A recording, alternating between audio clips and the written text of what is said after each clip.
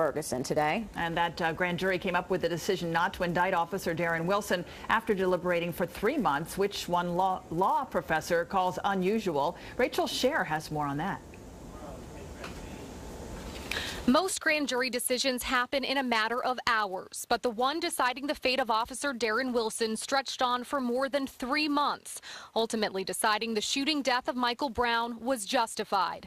Lenese Herbert, a former prosecutor herself and now professor of law at Howard University, though, believes the decision should have been simple. A prosecutor can, in fact, convict a ham sandwich in front of the grand jury. There is no defense counsel. There's no judge. There are no objections. But others in the legal community believe the extra time and extra witnesses who testified are proof St. Louis County Prosecutor Bob McCulloch was doing his due diligence.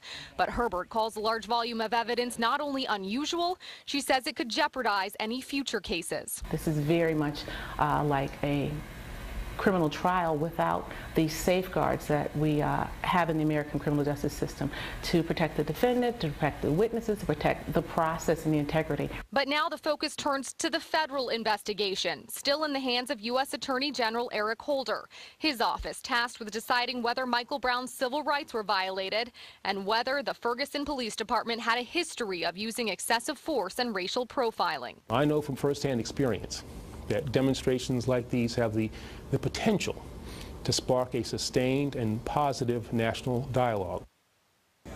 And we will have continuing coverage of the after effects of the decision by the grand jury not to indict Officer Darren Wilson throughout the day here on News Channel 8. You can follow the latest information here or on our website at news8.net.